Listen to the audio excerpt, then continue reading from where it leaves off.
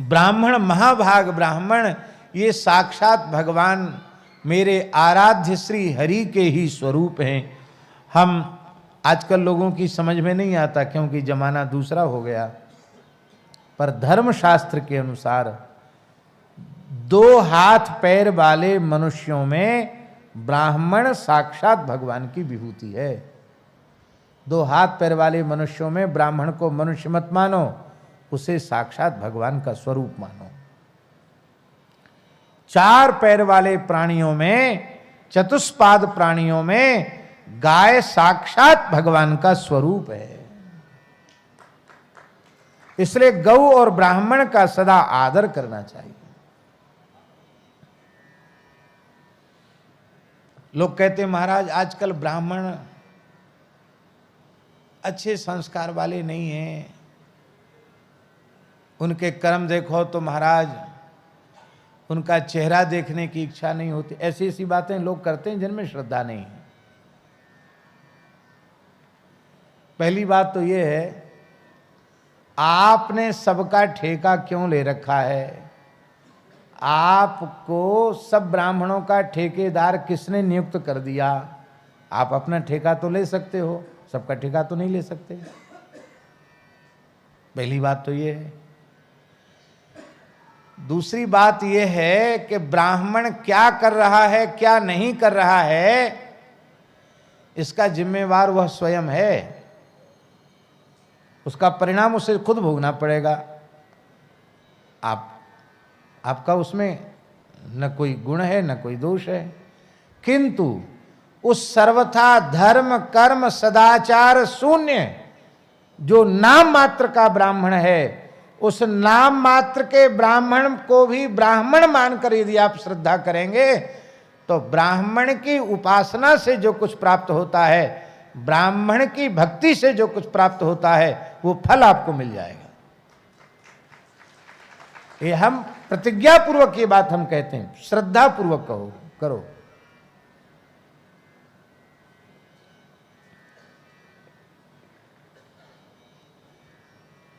आप बताओ, आतताई में किसी की श्रद्धा हो सकती है?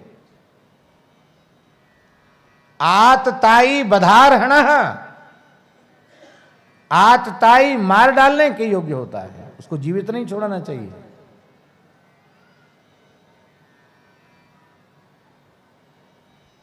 आग लगा देना, सोते हुए लोगों की हत्या कर देना, बाल हत्या कर देना, स्त्रियों की हत्या कर देना, यह आतताई का लक्षण है। ऐसे आतताई को जीवित नहीं छोड़ना चाहिए। पांडवों के शिविर में द्रोणाचार्य पुत्र अश्वत्थामा ने प्रवेश किया, सोते हुए वीरों की हत्या की, द्रौपदी के 5 पुत्रों की हत्या कर दी, आग लगा दी शिविर में। कितनी स्त्रियां मारी गईं? वो आतताई था अश्वत्थामा। और भगवान ने कहा अर्जुन से, क्या देख रहे तमाशा, मार डालो इसको। पर अर्जुन बड़े बुद्धिमान, क्यों? सखा है ना। तेरे मन की हम जानी, गहरे कर यार अमल पानी। है तो होरी को पद, पर सखा कहते हैं लाला तेरे मन की हम जानी, तेरे मन की हम जाने। तो अर्जुन समझते हैं अभी तो कहते मार दो, बाद में कहेंगे तुम्हें ब्रह्म हत्या लगी, हमको मत छूना। बोले ये दोनों तरफ चलते हैं ठाकुर जी। श्री कृष्ण कई बार दोनों तरफ चलने लग जाते हैं। तो अर्जुन बड़े बुद्धिमान, उन्होंने आज्ञा का पालन नहीं किया, सुनते रह गए। बोले प्रभु मैंने द्रौपदी के सामने प्रतिज्ञा की कि तुम्हारे पुत्रों की हत्या करने वाले को तुम्हारे चरणों में उपस्थित करूंगा, तो मैं मार दूंगा तो प्रतिज्ञा कट जाएगी मेरी। इतने चतुर हैं अर्जुन। और द्रौपदी के सामने उपस्थित किया। मैं निवेदन कर रहा हूं, अश्वत्थामा के कर्म क्या श्रद्धा के योग्य थे? पर द्रौपदी ने बंधे हुए अश्वत्थामा को देखा, तो भूमि पर मस्तक रखकर प्रणाम किया। मुच्यता मुच्यता मेष ब्राह्मणों नितरांग गुरु। ये छोड़ दो, ये ब्राह्मण है, ये तो सबका गुरु है, ये सबका गुरु है, ये ब्राह्मण है, इसका तिरस्कार मत करो, इसको छोड़ दो। किसी ने नहीं छोड़ा। तब द्रौपदी ने आगे कहा, द्रौपदी ने कहा कि मैं क्षत्राणी हूं, अपने 5 पुत्रों की हत्या की पीड़ा को मैं सहन कर सकती हूं, कर रही हूं, पर इसकी माता ब्राह्मणी है।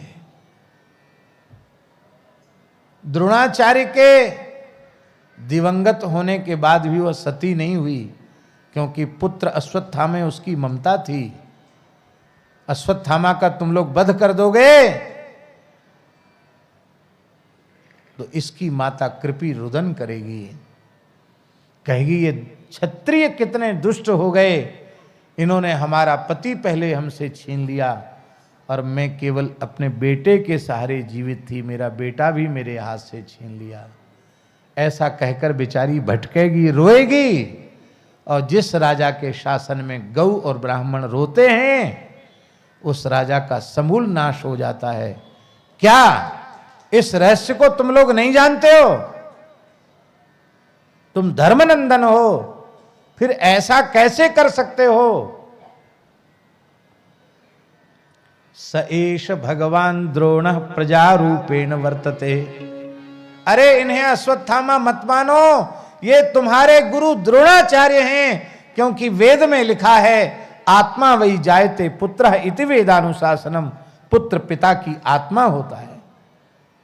जिन भगवान द्रोणाचार्य के चरणों में बैठकर तुमने सांगोपांग धनुर्वेद का ज्ञान प्राप्त किया, वही द्रोणाचार्य अश्वत्थामा के रूप में है। युधिष्ठिर का हृदय भर आया, देवी हम धन्य हैं तुम्हारी जैसी धर्मनिष्ठ पत्नी को प्राप्त करके। हैं? पत्नी किसको कहते बाबा?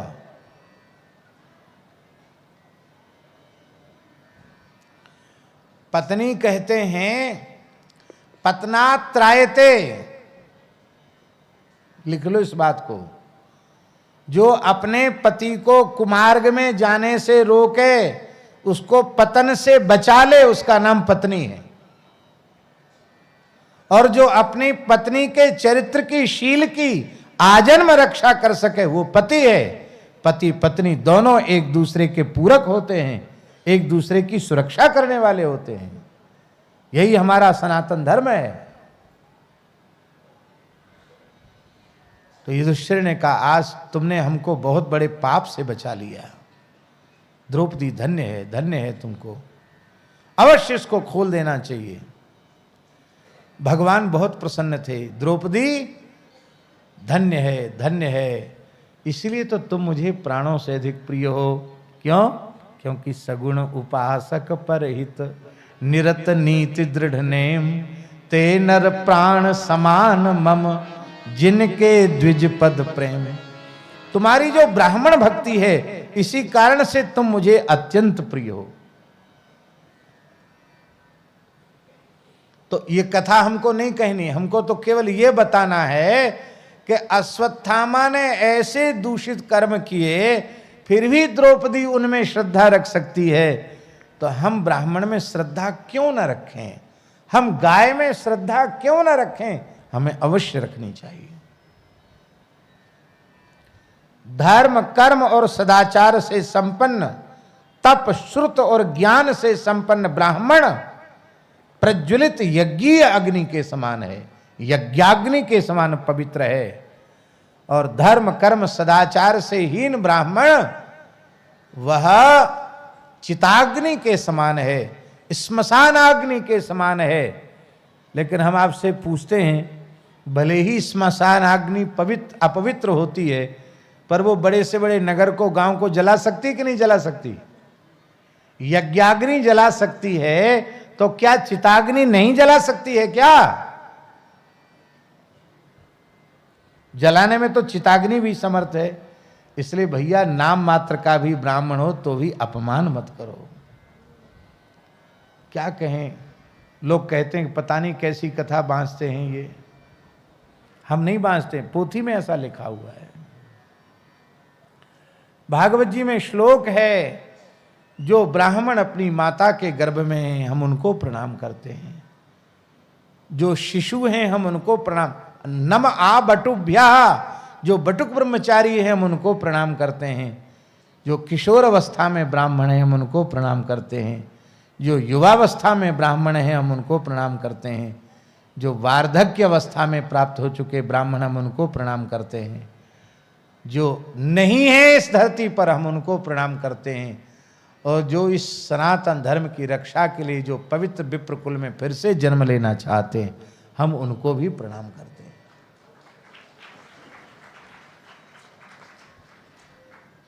ताली तो बजा रहे हो। और ये परासोली गांव ब्राह्मणों का गांव है। हाँ, पर ये ब्राह्मण में महिमा इसलिए नहीं सुनाई जा रही है कि अपनी पीठ खुद ही ठोक लो। हाँ, अब तो हम ब्राह्मण हैं, पंडित जी हैं, अब हमारे को कछु करवो शेष नहीं है, इसलिए महिमा नहीं सुनाई जा रही है।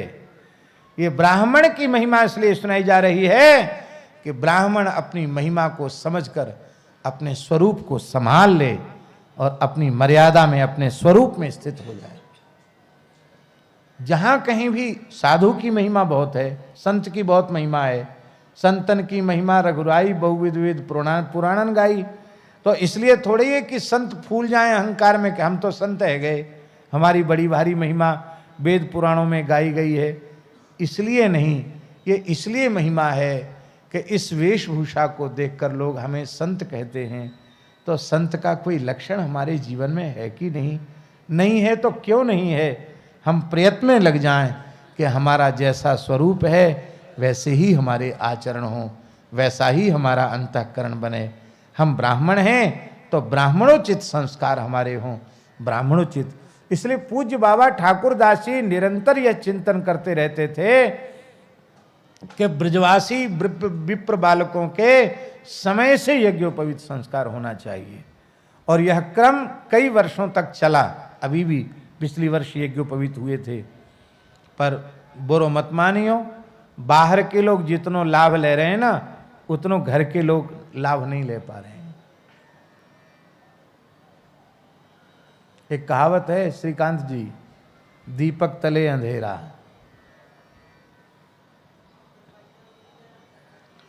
अलवर तक से लोग यहां कथा सुनने आए हैं, वृंदावन से लोग कथा सुनने आए हैं,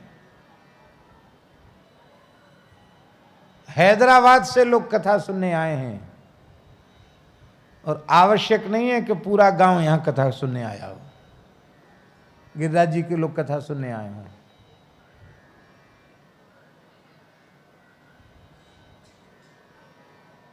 जो वस्तु अत्यंत सुलभ हो जाती है उसकी कीमत घट जाती है। गंगा जी के तट पर रहवे वारे सोमवती अमावस्या में काऊ पोखरा में गोता लगाए के कहें आज सोमवती या पोखरा में नहावे को बड़ो पुण्य। अरे भले आदमी, गंगा जी सामने बह रही हैं, गंगा जी में गोता लगाए हुए को पुण्य नहीं है, पोखरा में नहाए हुए को पुण्य है। इसी को नारद जी ने भागवत जी में कहा है, सन्निकर्षो ही मर्त्याणाम अनादरण कारणम।